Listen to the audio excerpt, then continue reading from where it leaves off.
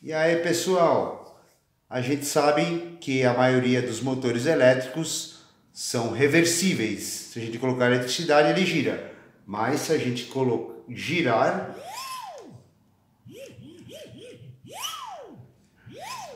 eu liguei um motor. Esse motor é de micro-ondas do prato giratório. Cuidado ao mexer no micro-ondas. E ele gera uma eletricidade quando eu giro. Ele é bem duro e aí ele faz esse som que dá pra gente se divertir aí usando outros motores, outras caixas acústicas, e dá para se divertir com esse tipo de efeito.